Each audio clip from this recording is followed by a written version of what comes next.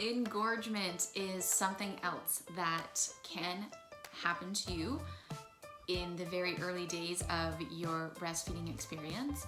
And the way that I like to describe engorgement is similar to a traffic jam. There is a lot going on in the breast.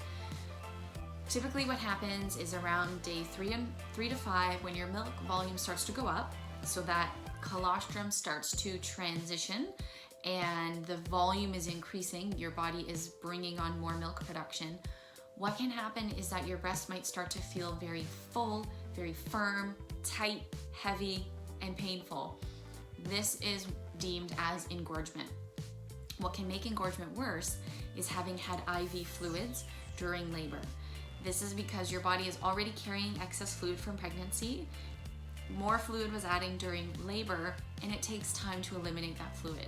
So now, while your body's milk volume is going up, you have all of this extra fluid and it doesn't have anywhere to go. So it ends up in the spaces within the breast tissue. So now not only do you have milk, you have excess fluid in the body in addition to a very full blood supply still. So what happens is this congestion. The only thing that can come out of the nipple is milk.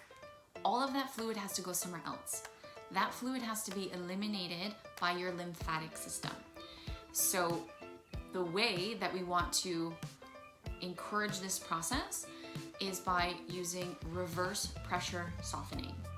What this does is helps push the fluid back to the lymphatic system, soften the areola so that your baby can latch.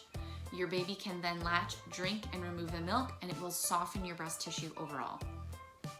Reverse pressure softening can be performed many different ways. The simplest way that I like using is a three finger approach where you're making almost you want to call it a star or a flower shape around your breast.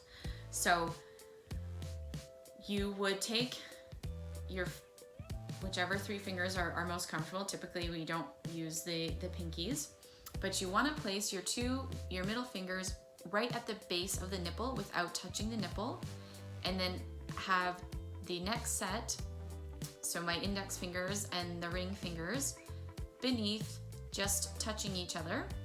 And what you're going to do is press in towards your chest wall and hold this for about 30 to 60 seconds. You may start to see some milk leaking, but you're going to hold this and then you're going to rotate.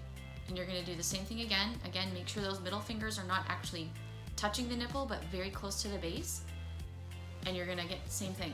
Press in towards your chest wall for 30 to 60 seconds. After that, we have pushed the fluid back to the lymphatic system. You need your lymphatic system to get rid of that fluid. So what we're going to do from then is a gentle lymphatic massage. The way that you do this gentle massage is with your hands. You want to, let's say we're using the right hand side. You want to take your left hand and place it under the breast, cup it gently. You'll take your right hand with your palm and place it on top. Again, gentle pressure. And then together, you're going to take both of your hands, slide them up towards the armpit. And again, gentle cupping, gentle pressure on top, slide both up towards the armpit. You want to do that about 5 times.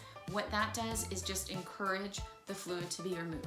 You've got all of your lymph nodes here under your armpit, and it is very supportive of bringing that fluid to the lymphatic system so that you can excrete it out in your urine.